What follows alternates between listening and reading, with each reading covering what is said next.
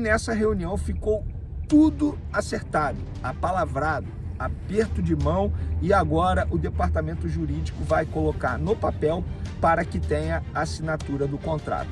E ficou acordado o seguinte: o tempo de contrato, que antes era até dezembro de 2028, ficou até dezembro de 2027.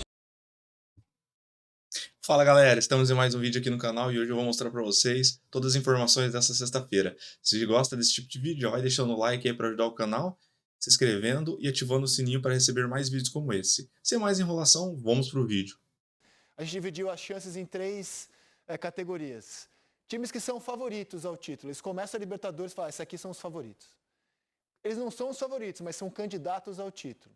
E os times que correm por fora. Podem chegar, mas correndo por fora. Vocês fiquem à vontade para colocar quantos quiserem numa prateleira, inclusive todos na mesma, se assim entenderem. Quer começar, Natais Matos? Começo. Só uma observação, a gente tem um seleto grupo de clubes que Libertadores sim, Libertadores também já estão lá, né? Que é Flamengo, Palmeiras e o Fortaleza. E eu acho muito legal a gente lembrar do Fortaleza como um clube que em mais uma temporada se classifica de forma direta para a fase de grupos da Libertadores, com mais uma campanha incrível no Campeonato Brasileiro, né, superando algumas adversidades, se encorpando ano a ano. Então, acho que é muito mérito que o Fortaleza vem se transformando nos últimos anos e que legal que desses times, já que nós somos hegemônicos aqui no nosso continente, né, todo ano a gente tem muita gente, muito time forte, decidindo Libertadores nos últimos todos os anos, que bom que um desses times que bate o pé na Libertadores todo ano é um time do Nordeste. Esse time tem sido o Fortaleza e agora acompanhado do Bahia. Mas, Rizek, não vou ficar em cima do muro. Cara, disputou a primeira recentemente. Exatamente. Uhum. E passou para trás todo mundo, entendeu? Aí é verdade, bem lembrado. Passou para trás todo mundo. Eu acho que não tem favorito brasileiro, não tem nenhum time favorito ao título da Libertadores, na minha visão. Eu acho que temos candidatos ao título. E eu coloco Flamengo, Internacional e Palmeiras, para mim, como candidatos ao título da Libertadores. São candidatos ao título, Palmeiras... Tem que ver se o pessoal concorda também, né? Não, primeiro eu vou na sua, depois... Tá. Não é favorito não, gente, é candidato ao título. Candidato. Favorito vai ficar zerado. Candidato, Palmeiras, Flamengo... Internacional. E Internacional. E os outros 4 correndo por fora para você? Interessante, hein? Já criou uma polêmica boa de mesa de bar aqui. Para Natais Matos, nenhum assim começa como favorito. Como candidatos, Palmeiras, Flamengo e Inter, correndo por fora, Bahia, na mesma prateleira. Bahia, Botafogo, São Paulo e Fortaleza. A sua dúvida do Botafogo é o começo de ano... Não dá para cravar, né? Acho que terminou um ano muito bem, começa o ano muito mal. A gente não sabe o que vai acontecer com o Botafogo, pode contratar, pode mudar tudo como mudou no meio do ano passado. Mas acho que dentro dessa desorganização que o time vive, né, dessa solidão aí de referências que o clube tem vivido nesse começo de trimestre, nesse primeiro trimestre, para mim hoje ele corre por fora. Essa aqui é a tier list da Natais Matos. Vamos baixar todo mundo aqui, todo mundo aqui para o Losetti fazer a dele. Pode baixar todos. Pode baixar todos para o Losetti fazer a dele. Palmeiras se recusa a sair daí. Palmeiras se recusa a sair. Não vai? Deixa a gente fazer a partir daí. Então tá bom, faz a partir daqui. Não vamos complicar não, faz a partir daqui. Vamos nessa. Faz a partir daqui. Losetti. Vamos lá, deixando claríssimo duas coisas rápidas. Primeiro, que eu não tenho a menor pretensão de acertar. E segundo, que a diferença entre as três categorias... Só parte daqui, mas deixando o Palmeiras onde estava, vai, para não confundir. Deixa o Palmeiras onde estava, deixa o Palmeiras como candidato ao título, por favor. Isso. Estava aqui a tier list da Natais. Obrigada. Losetti. Sem a pretensão de acertar, e a diferença entre as três categorias é minúscula.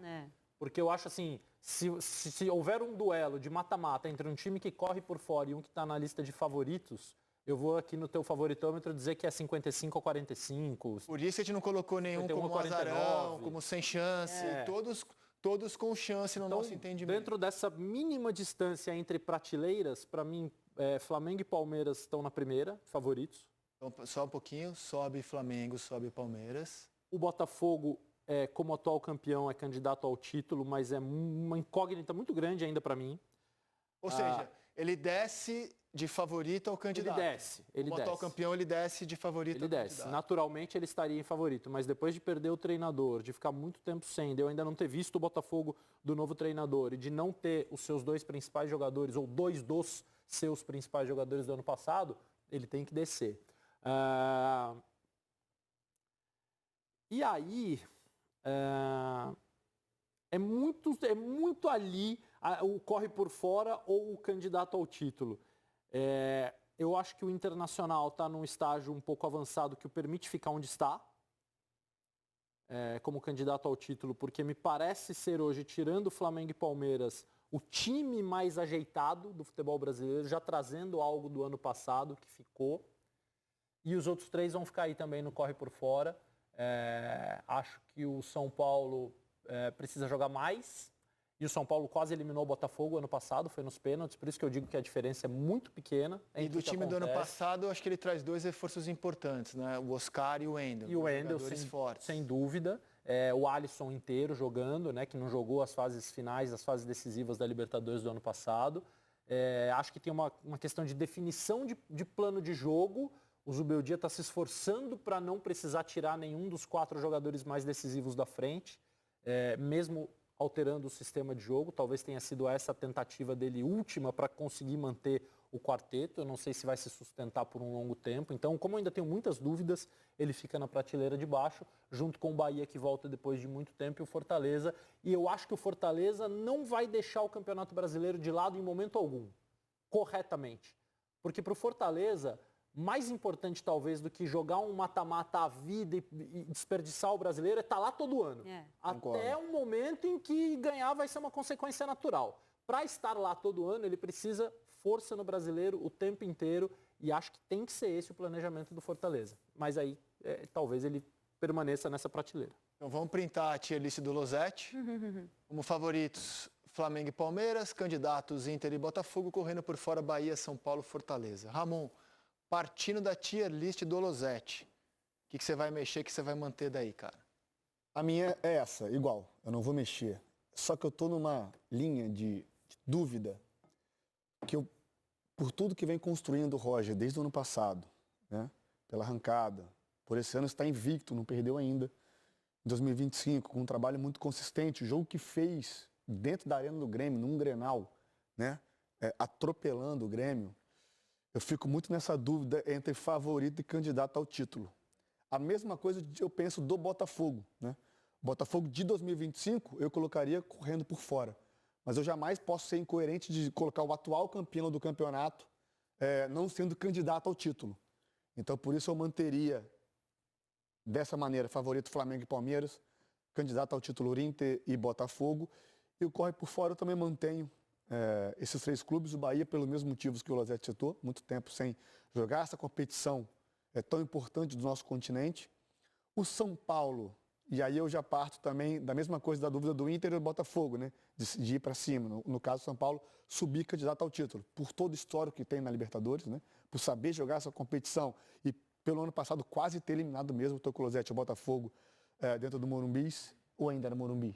Não, já era Morumbi. Já era Morumbi, então no Morumbi. Já tinham 2. E é isso, e o Fortaleza, assim, eu estou quase repetindo o que falou o Losetti. Eu acho que para o Fortaleza é mais importante estar lá todo ano do que escolher um ano e seguir, vou tentar até o final e correr o risco de não se classificar para o ano seguinte. Então a minha mantém a mesma coisa do Losetti. Então, Ramon e Losetti tiveram a mesma tier list. A Ana fez um modelo ousado hoje, foi ousada a Ana aqui na tier list de hoje, deixando a prateleira favoritos em branco.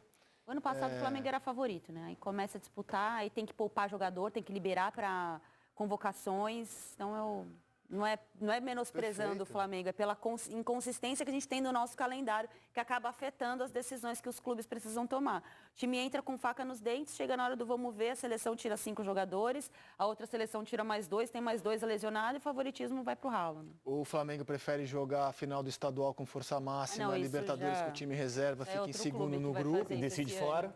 E aí obrigou o Flamengo a decidir fora, né? E tem uma outra variável que é tremenda aqui no futebol brasileiro, que é a janela de meio de ano. O Botafogo campeão, Se você pegar como o Botafogo começa a Libertadores, como ele termina, é outro time. Ele também penou na pré-Libertadores do ano passado, né? Sim. Teve muita dificuldade contra o Red Bull Bragantino. E não lembro qual foi o outro jogo. Foi Aurora. Também foi muito difícil a pré-Libertadores do Botafogo, não foi brilhante. Ele até passou legal. A fase de grupos é que ele sofreu mais, o Botafogo. Estreou perdendo em casa. Mas assim, o time que terminou a Libertadores do Botafogo tinha, por exemplo, jogadores que chegaram na janela. Igor Jesus, Almada, Alex Telles, Vitinho. Os times Adriel. se transformam, né? Os times se transformam. E aí a questão do poder orçamentário ainda põe o São Paulo um pouquinho mais atrás. Né? E talvez tenha feito muita diferença, inclusive no duelo dos dois times nas quartas de final do ano passado. O São Paulo perdeu o Alisson e sofreu muito, não é? Quando não conseguiu uma reposição, nem metade do que o Alisson apresentava ao time.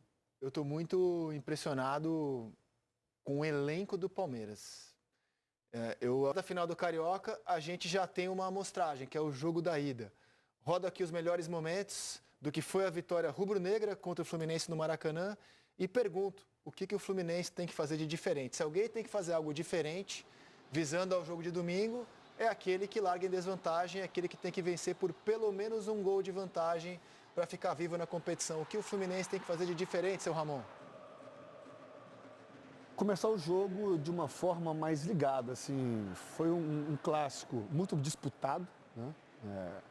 Duelos táticos, errar individualmente menos, né? Principalmente quando é pressionado. Eu acho que a partir daí, e não perder gols também como esses, né? Esse aí não pode perder um gol desse, um jogador do tamanho do Arias. Mas eu acho que eu gostei, Zé, do clássico. Eu acho que foi justo. Até seria um justo um 2-2 ali até no finalzinho, né? O Fluminense perdeu um gol. Mas foi um clássico muito bem executado. Essa jogada foi espetacular do Flamengo, atraindo o Fluminense para o seu campo e usando o Gerson nessa transição, né? E essa defesaça do Fábio. Enfim, o Fluminense tem que ser um pouco mais ligado, não perder tanto o controle do jogo como perdeu durante, principalmente, o segundo tempo. Qual o tamanho dessa montanha que o Fluminense tem que escalar, Natais Matos? A gente faz tantos elogios ao Flamengo, a este grande elenco, e este grande elenco, com o futebol que você classificou como mais consistente até aqui, larga em vantagem. Qual o tamanho da montanha tricolor para domingo? O Flamengo tem um time consistente, mas ainda com algumas lacunas, né? O próprio Felipe Luiz admitiu isso. Eu acho que é normal, né, gente? Em clássico, principalmente esse clássico, o Fla-Flu nos últimos anos, não deixa ninguém favorito, mesmo estando melhor, no melhor momento. Isso vale para os dois lados. Agora, o Fluminense é um time que erra muito, né, Rizek? Assim, tomada de decisão. Eu fiquei surpresa, assim, porque quando eu saí de férias, o Hércules era o titular. Quando eu voltei, o Otávio tomou a posição de titular. Eu imagino que o Mano tenha que trabalhar melhor esse meio-campo, porque não dá para você ter um talento como o Hércules fora desse time. Ele vai ter que encontrar uma alternativa e eu acho que passa por aí também, né? Você fortalecer o meio-campo, porque o coração do time do Flamengo passa também por dentro, né? Pelos jogadores que atuam por dentro. Eu acho que o Fluminense precisa ficar um pouco mais atento em saída de bola, em finalização. Às vezes o time está muito ansioso, a bola acaba batendo na perna do jogador, desvia e entra no gol. Eu acho que a atenção vai ser fundamental para esse clássico, a forma como o Mano vai ter que mobilizar mesmo, assim, para os jogadores errarem menos, porque clássico, eu não gosto dessa frase, o clássico é decidido no detalhe. Não, o clássico é decidido em um monte de coisa. Mas no caso do Fluminense, que é uma equipe que erra muito, o Flamengo está só esperando esse erro. E quando o time não erra, o Flamengo leva o time para o erro, né? Ele força o time a errar. Eu acho que é isso que passa aí a dificuldade do Fluminense para esse jogo, mas mesmo com a vantagem do Flamengo, mesmo tendo um time melhor, eu não consigo colocar um favoritismo de 70%, por exemplo, para o Flamengo. Não, acho que é um jogo bastante equilibrado. Eu vou ficar muito surpreso se o Fluminense conseguir reverter, porque esse Flamengo, ele está muito regular, cara, ele está muito sólido com o Felipe. Vejo esse Flamengo oscilar muito pouco. Agora, vamos ver o que o Fluminense escalou, o que o Flamengo escalou nesse meio de semana e o que pode acontecer de diferente. O Felipe Melo, por exemplo, opinou aqui ontem que o Keno, com quem ele jogou, né, até outro dia era jogador do Fluminense, que o Keno não pode ficar no banco em grandes jogos. E o Keno saiu do banco para fazer o gol que deixa o Fluminense vivo. Coloco na tela as escalações e os jogadores que entraram no jogo de quarta-feira e começo a imaginar com vocês o que o Fluminense, já que o Flamengo não vai mudar nada, não tem por que mudar, o que o Fluminense pode fazer de diferente para derrotar um time que é superior a ele e que vai jogar sabendo da vantagem. O Fluminense teve Fábio, o Guga, depois o Samuel Xavier, o Ignacio, o Thiago Silva e o Fuentes, aí o Martinelli, o Otávio, depois o Riquelme, o John Arias, o Serna, depois o Hércules, o Cano, depois o Everaldo, o Canóbio, depois o Keno. Por exemplo, para o Keno jogar, né, recuperar a bola e ter um pouco do domínio do jogo. Isso acontece durante boa parte do primeiro tempo. Acho que o Fluminense foi superior durante boa parte do primeiro tempo. Mas se essa pressão é equivocada, o Flamengo tem muito recurso para sair dela. E aí é uma armadilha mesmo, porque pensando, o Fluminense está pressionando o Flamengo com seus jogadores de frente. Se a linha de defesa do Fluminense avança junto, que é o mais indicado, o Flamengo tem jogadores muito rápidos para poder explorar essa linha de defesa mais alta com uma bola longa direta. Se ela não avança e tenta proteger um pouquinho mais a profundidade, o Flamengo vai achar espaço entre os setores para sair jogando no chão, vai acionar o Gerson vai acelerar e vai... Então, pressionar o Flamengo o tempo todo é a melhor solução para o Fluminense? Ou a melhor solução seria marcar num bloco um pouco mais baixo, com um time um pouco mais compacto? O Mano falou muito da questão da pressão, de acertar a pressão. Acho que ele tem que calcular isso dentro dos jogadores que ele tem, da característica que ele tem. Eu também gostaria de ter o Hércules no meu time como titular, se eu fosse treinador. Então eu pensaria mais na possibilidade de colocar o Hércules do que de colocar o Keno nesse time. Concordo. Porque eu não tiraria nem o Otávio nem o mesmo Martinelli. tendo a necessidade da vitória. Mas é um gol, cara. É assim, o Fluminense precisa ganhar de 1-0, certo? Né? Sim, para levar o jogo para os pênaltis. Então, não é uma coisa assim, vamos fazer algo muito fora do que a gente está fazendo. O Mano Menezes, a carreira do Mano consiste em jogos assim. Eu vou perder de 1 gol de diferença, vou ganhar de 1 gol de diferença, ou de 2, e vou perder faltando uma bola, vou ganhar faltando uma bola. Não, ele sabe jogar esse jogo. Não estou dizendo que ele vai ganhar por isso, eu acho que o Flamengo é melhor, o Flamengo é favorito. Mas não é um placar, uma situação que exija do Mano Menezes algo transformador. O Fuentes já não joga, então assim, uma mudança ele tem que fazer. O René joga. A gente conversou com o Felipe. Que muda consideravelmente. Sim. A gente conversou juntos com o Felipe e o Felipe contou pra gente aquilo que ele já tornou público. A dificuldade que ele via em enfrentar o Fluminense do Mano. Então assim, no Campeonato Brasileiro do ano passado, o Fluminense machucou o Flamengo. Campeonato Estadual desse ano, o Fluminense amarrou o Flamengo. E aí, cara, conhecendo o Felipe, eu acho que ele ficou tão obcecado em não ter conseguido derrotar o Fluminense do Mano no Brasileiro do ano passado, no Carioca desse ano, que eu vi uma evolução muito grande do Flamengo nesse meio de semana. Foi um jogo em que o Flamengo foi superior ao Fluminense. No segundo tempo, muito. Sim. Foi superior, né? No segundo tempo, muito superior. Então, assim, eu acho que é uma peça é um jogo de xadrez aí dos técnicos, cara. Não é, Ramon? É isso, Tá com concordo. cara de jogo de xadrez. Exato, tem que ser. Pensando em Mano Menezes, assim, até nessa alternativa de fazer algo diferente, uma das soluções, eu estava olhando agora a escalação aqui, o campinho do Fluminense no meu telefone, para ter o Hércules no time, tiraria o Serna, abria o Arias na direita, né? isso aí. E preenchia um pouco mais o meio de campo. O Hércules consegue fazer essa função É o que eu faria. de ligação, sem deixar o Arias engessado ali, até porque você tem um lateral, Samuel, o Guga, que jogar, que são jogadores laterais que passam bastante, né? Então eu preencheria um pouco mais o meio de campo, né? E tentaria Que combina apostar. muito com o Mano Menezes, Exato. inclusive. Uhum, então, por esse isso tipo mesmo. de formação. E a minha substituição nunca seria, quer dizer, nunca, nessas circunstâncias, nunca seria Everaldo no Cano. Porque eu colocaria os dois para jogarem juntos. O Everaldo não era um homem de área no Bahia. Não. Ele era um cara que saía do lado para atacar a área. Exato. Quando o Cano teve a companhia do John Kennedy, no ano retrasado, fazendo dupla muitas vezes durante o jogo, o Cano conseguiu se aproveitar da presença de um outro jogador na área, dividindo a atenção, chamando a atenção, muitas vezes escorando bolas para ele. Eu acho que pode dar certo você colocar Everaldo e Cano juntos num determinado momento do jogo, se você precisar fazer o gol. O mais importante para o Fluminense no começo do jogo é não sofrer o gol. É isso. Porque depois ele vai ter formas e recursos para tentar chegar ao gol. Pode não conseguir, claro. Mas não sofrer o primeiro gol é fundamental. Ali 15, 20 minutos, e depois você vai... Eu acho que vocês têm razão. Eu estava aqui falando do Keno, mas pensando, me colocando na pele do treinador tricolor, tem muito mais a ver colocar o Hércules do que o O Keno. Canóbio faz um trabalho defensivo espetacular. Ele É muito fisicamente ele é um intenso, monstro. exatamente. Exato. Eu também não. Você falou que não acha o Flamengo super favorito, é a sua chance, Losetti, de dizer Eu falei? exatamente... Eu disse. A Ana que falou? Não faço 70-30, assim.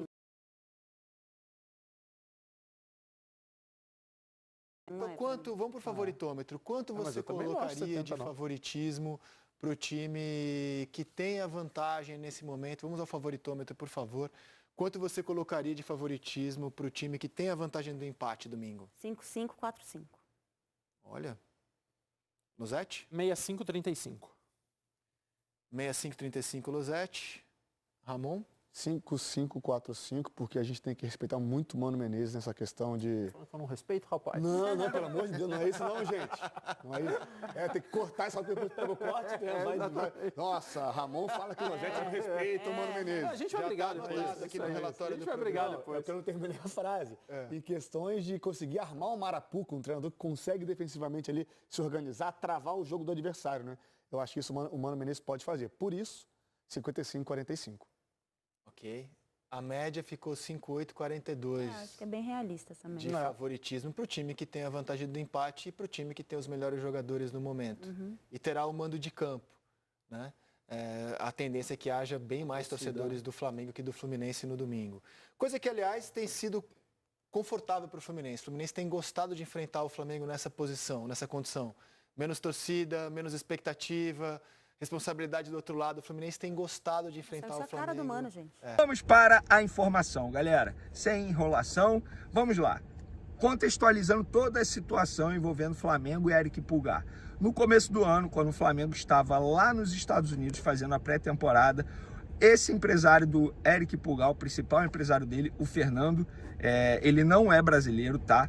Ele estava lá nos Estados Unidos, se reuniu com o José Boto e na ocasião ele falou, olha só, o Eric Pulgar ele não quer renovar, tanto é que o parceiro do Fernando, o André Cury, que é o representante de Eric Pulgar brasileiro, digamos assim, que trabalha aqui no Brasil, o André Cury trouxe uma proposta do Rennes, da França, a pedido de São Paulo, e aí o Flamengo não quis negociá-lo, e na ocasião os empresários falaram, olha, Flamengo, ele não quer renovar, o contrato dele acaba em dezembro, não é melhor vocês venderem agora? Aí o Flamengo falou, não, ele fica aqui até dezembro, a gente não vai negociar. Se ele não quer renovar, ele vai ficar até dezembro. Beleza. O tempo passou, o Eric Pulgar mudou de ideia, e aí esse mesmo empresário, Fernando, virou para o Flamengo e falou, olha só, o Pulgar mudou de ideia, ele topa sim renovar o contrato dele agora, vamos conversar? E aí o José Boto virou para o Fernando e falou, claro, vamos conversar. E aí eles começaram a conversar mesmo à distância, obviamente não precisava o Fernando vir aqui ao Brasil para eles terem essa reunião, eles ficavam trocando telefonemas, e-mails, enfim. E de lá para cá teve um acordo. Chegaram num acordo, novo contrato até dezembro de 2028. Mas aí, em cima da hora, teve, digamos assim, uma falta de acordo em relação à multa rescisória. Os empresários do atleta pediam um valor, o Flamengo pedia outro. Obviamente, os empresários vão sempre pedir um valor menor para facilitar futuramente uma possível negociação. E aí o Fernando, o empresário do Pulgar, quem estava tratando diretamente com o José Boto, chegou ontem, quinta-feira, ao Rio de Janeiro, aqui no Galeão, Aeroporto Internacional do Rio de Janeiro, pegou um Uber e foi para o Ninho do Urubu. Lá no Ninho do Urubu, conversou com o Eric Pulgar, apertou a mão do José Boto, obviamente, mas eles não se reuniram, porque o José Boto ele tinha outras reuniões já marcadas naquele momento. E hoje, pela manhã, sexta-feira, eles se encontraram. E nessa reunião ficou tudo acertado, apalavrado, aperto de mão, e agora o departamento jurídico vai colocar no papel para que tenha a assinatura do contrato. E ficou acordado o seguinte, o tempo de contrato que antes era até dezembro de 2028, ficou até dezembro de 2027.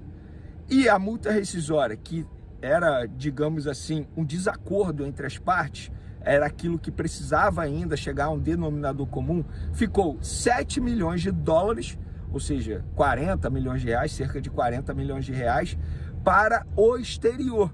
Só que essa multa rescisória só é válida a partir do meio do ano de 2026. Tá fechado então? Fechado. A maioria das pessoas pensam da seguinte forma: eu não vou pagar caro por um curso online que eu nem sei se eu vou ter resultado no final. Entenderam? Até lá o Eric Pulgar já vai ter 33 anos, sabe-se lá como o Eric Pulgar vai estar agindo. Mas beleza, Venê, se no fim desse ano o Flamengo receber proposta, como é que funciona? Não tem multa rescisória? Pois é, não tem multa rescisória. O clube interessado terá que negociar diretamente com o Flamengo para tentar a contratação de Eric Pulgar. No meio de 2026, se chegar se o Eric Pulgar aceitar uma proposta e o clube interessado quiser pagar a multa rescisória, 7 milhões de dólares, que dá em torno atualmente aí 40 milhões de reais. E outra, eu não sou de falar salário de jogador, mas nesse caso, que foi o lado do jogador, como pediu para falar, o novo salário do Eric Pulgar vai ser 1.100.000 reais bruto. O que quer dizer?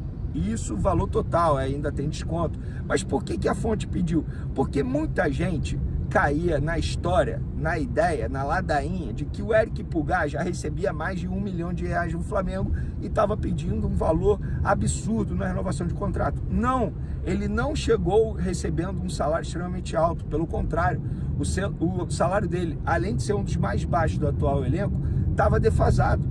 E agora ele passa a receber um pouco mais de 1 milhão de reais nesse novo contrato, repito, válido até dezembro de 2027.